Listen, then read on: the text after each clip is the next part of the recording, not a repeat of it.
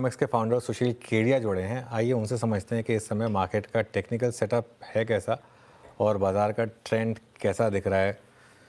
Sushil ji, good morning. सबसे पहले तो धनतेरस की बहुत बहुत शुभकामनाएं आपको। इसकी बहुत-बहुत और शुभकामनाएँ आपको, आपकी टीम को, आपके दर्शकों को। सुशील जी, पिछले ट्यूसडे व्यूअर्स ने मिस किया आपको।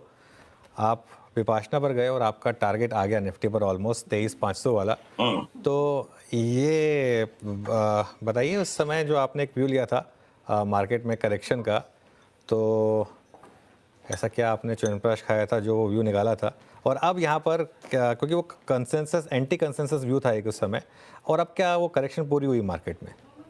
देखो, जो आप बार-बार ये च्यवनप्राश की बात पूछते हो ना अनुज, सच बताता हूँ। हाँ। धरती पे एक सबसे पावरफुल च्यवनप्राश है जो आपसे कुछ भी करवा सकता है, वो भगवान का नाम। अपनी ईगो को मिटा दो भगवान को याद रख के, तो आपका काम बोलेगा। चार्ट को बोलने का मौका नहीं देते हम। ईगो के कारण डर और भय ले आते हैं, लोभ लालच ले आते हैं। सबको चार्ट दिखती है, तो उसपे एक्शन लेने के लिए लोगों की ईगो बीच में आ जाती है। और ईगो को मिटाने के लिए सबसे बढ़िया काम है राम जी का, कृष्ण जी का, जिसका नाम पसंद हो दिन भर जपो। अब आ जाते हैं मुद्दे पे कि चार्ट्स क्या बोल रही है। तो खाली हम उन लेवल से करीब आगे नहीं है अनुज, मेरे को इंडिविजुअल इतने सारे लार्ज कैप्स और मिड कैप स्टॉक्स दिख रहे हैं कि देखो, अतिशयोक्ति में बात करना हमारा स्वभाव नहीं है, खुली बात करना हमारा स्वभाव है। मैं रीएम्फसाइज कर दूं, तो इस तरह से चार्ट्स का स्प्रेड बना हुआ है कि मुझे लग रहा है इस दिवाली पर जैसे ना पूरा बाजार साष्टांग दंडवत कर रहा है महालक्ष्मी जी को। और माता लक्ष्मी दो नहीं, चारों हाथ से आशीर्वाद बांटेगी, सौभाग्य बांटेगी। ये दिवाली के बाद जो मेरे को लगता है बाजार फट जाएगा बिल्कुल बम की तरह ऊपर। इंडेक्स के लेवल्स अलग हैं, अलग-अलग सेक्टर्स अलग-अलग काम करेंगे और इंडिविजुअल स्टॉक्स में बहुत बड़ा पैसा तेजी करके बनेगा। मंदी करने में तो चवन्नी-अठन्नी हाथ लगेगी। चक्कर। तो एक काम करते हैं, आज सुशील जी अपने आप को रिस्ट्रिक्ट रखते हैं निफ्टी और एफएनओ स्टॉक्स पर। हुँ, कैश वाले स्टॉक्स हम आपसे दिवाली वाले दिन जब आपके साथ खास ठीक है। चर्चा करेंगे तब करेंगे। हाँ, तो सबसे ज़्यादा हाई कन्विक्शन वाले स्टॉक्स कौन से हैं? अगर निफ्टी को फटना है तो लीड कौन करेगा उसको? एफएमसीजी पूरा डीप करेक्शन दे चुका है हिंदुस्तान लीवर को छोड़ के, जहां पे बार-बार बाजार लपेटेगा हिंदुस्तान लीवर में। ₹3000 अपनी बात हुई थी कि ₹1000 गिरेगा, 500 गिर गया ये। किसी ने नोटिस भी नहीं किया ₹500 लीवर गिर गया, बहुत कमजोर है वो चार्ट। उसको आप छोड़ दो। आईटीसी मेरे को लगता है ₹150 बढ़ जाएगा यहां से। एकदम न्यू हाई में 600 के आसपास चला जाएगा, 580 600। टाटा कंज्यूमर फट जाएगा, एकदम आसमान में चला जाएगा। इवन टाइटन वापस अपने न्यू हाई पे आ सकता है। तो एक तो कंज्यूमर सेक्टर के स्टॉक्स बेफाम भागे यहां से। जो नहीं भागने वाले और लपेट वाले स्टॉक्स है वो बहुत कम है, मैं बता दूं। Large banks, private sector banks में धुलाई हो जाएगी, बहुत थप्पड़ पड़ेंगे उसमें, उनसे बच के रहो। पर पीएसयू बैंक्स में जिस तरह से पैटर्न बन रहा है, अचानक से कल देखो वो कौन सा बैंक एक 9% ऊपर भाग गया था, कौन सा? बैंक ऑफ इंडिया था, कौन सा था वो? तो अचानक से इंडियन एक्सप्लोड कर बैंक, इंडियन जाएंगे। बैंक, हाँ, इंडियन बैंक। Indian bank. तो ये एक्सप्लोड कर जाएंगे अचानक से पीएसयू बैंक्स। हम्म। इंश्योरेंस के स्टॉक्स एक्सप्लोड कर जाएंगे न्यू हाई में। ब्रोकरेज के स्टॉक्स भाग रहे हैं न्यू हाई की तरफ। एंजल ब्रोकिंग हमने 2000 के भाव में निकाला 4000, क्योंकि एक बार में टुकड़े-टुकड़े में बात करूँ। अब लगता है 4000 पे भी नहीं रुकेगा, 6000 भी हो सकता है। तो सिलेक्टिव स्टॉक्स चलेंगे, सारा मार्केट नहीं चलेगा। अब बड़े स्टॉक्स में अगर आपने कहा तो सारे अडानी के स्टॉक्स में तो लगता है एकदम चॉकलेट बम तैयार है, फट जाएँगे। रिलायंस बिल्कुल न्यू हाई में भागने के लिए रेडी है, तो अडानी, अंबानी, अंबानी के भी सारे स्टॉक्स भागेंगे। कुमार मंगलम बिरला के सारे स्टॉक्स, ग्रासिम भाग जाएगा न्यू हाई में, उसको छोड़ो। वोडाफोन आइडिया, ये जजमेंट मत लो कि इस तरह की दुर्गति हुई हुई कंपनी कैसे चलेगी। ₹2 से वो कंपनी 18 तक भी गई थी। स्टोरी बन जाती है। कौन-सी स्टोरी आ जाएगी, एलोन मस्क आ जाएगा, कुछ भी स्टोरी आ जाएगी। मेरे को लगता है ऐसे ₹1 नहीं घटे वोडाफोन आइडिया, और ये 3 गुना भाव हो जाएगा वापस यहाँ से। मतलब बाजार के अंदर में इस तरह की सुरसुराहट है भीतर की, एक करेक्शन को होना था। चरण स्पर्श करने थे हमको इस दिवाली में माता लक्ष्मी के, वो चरण स्पर्श हो गया कि प्रकोष्ठों को पकड़ के रखेंगे। अब डिफेंस के सारे स्टॉक्स, रेलवे के स्टॉक्स फट जाएंगे आसमान में। आपको मैं कहता हूँ पीएसयू बैंक्स हो गए। उसके अलावा भी और गैस के जो स्टॉक्स है, महानगर गैस हो गया ना 30-32% का करेक्शन। ये बड़े करेक्शन की हमने बात की तो जूते खाए थे ट्विटर पे। 30% करेक्शन हो गया, अब लो दबा के दोनों हाथ से। इंद्रप्रस्थ गैस, महानगर गैस, गैस के स्टॉक्स। खाली ये रिफाइनरी के स्टॉक्स में मुझे एक दुःख दिखता आगे। ओएनजीसी यहाँ से 60-65% बढ़ जाए मेरे को लगता है। ये चार्ट ध्यान से देखिएगा क्रूड की। किसी न किसी टाइम मेरे को लगता है दिसंबर तक अगर क्रूड का भाव $100 आ गया, तो सबसे बड़ा बेट उसमें ओएनजीसी है पॉजिटिव साइड में। तो ओएनजीसी सुशील फट जी। जाएगा, आईटीसी फट जाएगा, अडानी अंबानी हाँ। फट गए, कुमार मंगलम बिरला के सारे स्टॉक्स फट गए। टाटा के अंदर आप आ जाओ, टाटा कंज्यूमर के अलावा टाटा मोटर मेरे को लगता है ₹1250 का भाव वापस हो जाएगा। टाइटन भाग जाएगा। इवन टाटा स्टील जैसा थका हारा स्टॉक 18-20% बढ़ सकता है। तो देखिए इंडिविजुअल लपेट में लेंगे आईटी के स्टॉक्स और लार्ज कैप बैंक्स, उसके सिवा जो जीना है लार्ज कैप में ले लो, पैसा लेके ही बनेगा।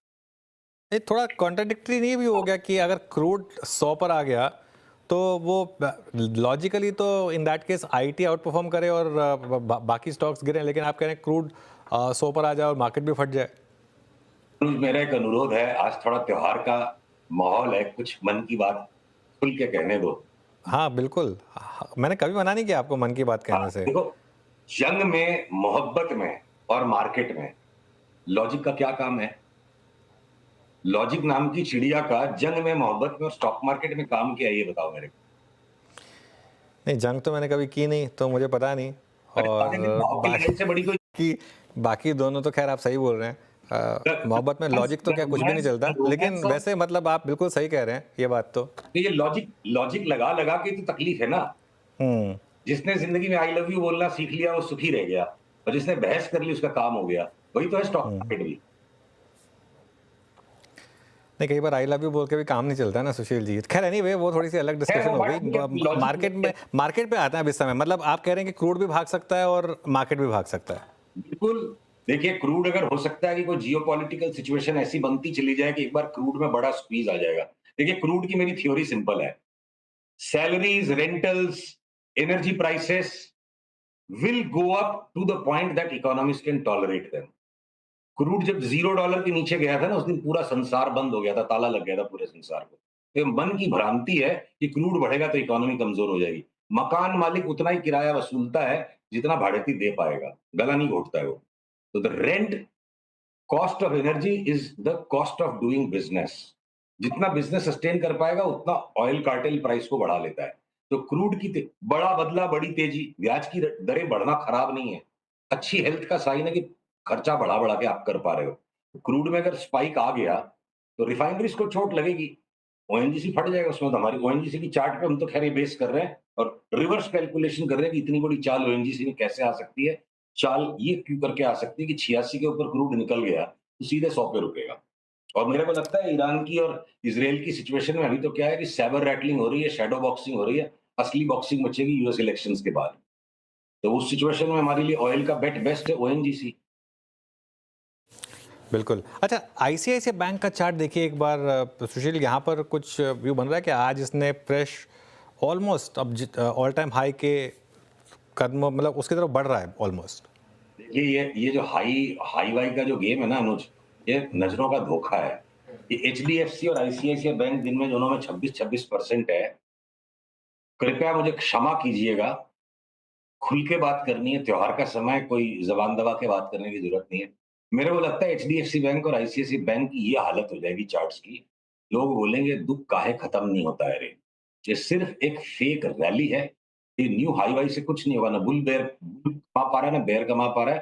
पहले डाउन ट्रेंड में 1000 का भी आंकड़ा तोड़ दे और कितना नीचे चला जाए मुझे पता नहीं है।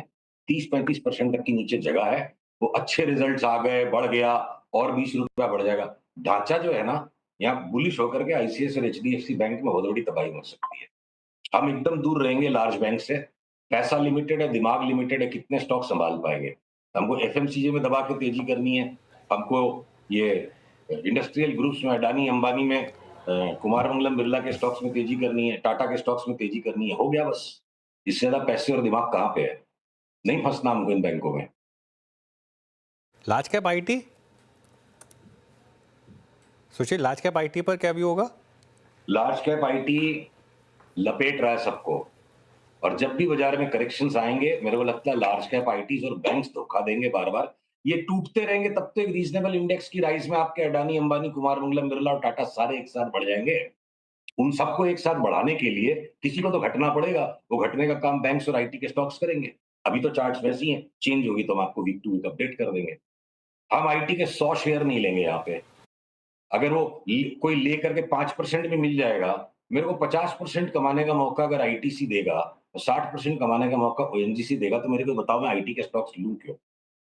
बट अगेन देखो सुशील जी, बात क्या है ना सारी की सारी, अगर आप कह रहे हैं कि आईसीआईसीआई बैंक और एचडीएफसी बैंक यहाँ से वो व्यू ला देंगे कि दुख काहे खत्म नहीं होता, आईटी लार्ज कैप अगर नहीं चलेगा, तो ये आईटी के पैकेज का पूरा पैक और ये दोनों बैंक में लाके निफ्टी का आधा 50% हिस्सा हो गया ना। तो फिर भाई बाकी तो भाई उसके अंदर में 25% रिलायंस बढ़ जाएगा, अडानी के स्टॉक्स 30-35% बढ़ जाएंगे, उनकी जो वेटेज है। इतने बड़े बड़े हाथियों को भगाने के लिए क्या क्या कह रहे हैं आप, रिलायंस 50% भाग जाएगा? 50 नहीं कह रहा हूँ, बोला 3300-3400 का भाव अगर आ गया रिलायंस में, तो हाँ, एक बार तो 20% हो गया ना ये।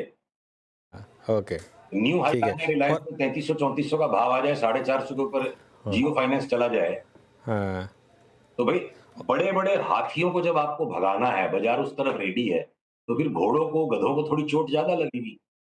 अब निफ्टी पर अगला टारगेट क्या होगा फिर? वो चलो लो साइड का तो टारगेट आ गया, अप साइड पर अब क्या टारगेट होगा निफ्टी का? देखो, इंडेक्स पे टारगेट्स थोड़ा बनाना डेंजरस रहता है जब इतने सारे स्प्रेड रहते हैं स्टॉक्स में।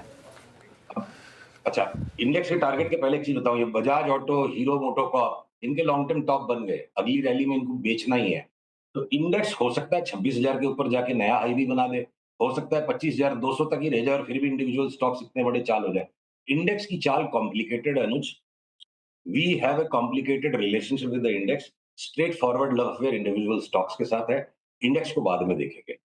एक बार तो ओके, रिवर्सल कंफर्म हो, बैंक निफ्टी का रिवर्सल कंफर्म हो गया, और जैसे ही निफ्टी ये 24,480 के ऊपर बंद दे देगी, हम निफ्टी के अंदर में भी 1000 पॉइंट की तो तेजी का कम से कम ट्रिगर दबा देंगे। हो सकता है दिवाली के मुहूर्त वाले दिन ये सौदा बन जाए। ओके, चलिए सुशील जी, बहुत बहुत धन्यवाद आपका, और आपको एक बार फिर से फेस्टिव ग्रीटिंग्स। दिवाली वाले दिन आपसे फिर बात करेंगे।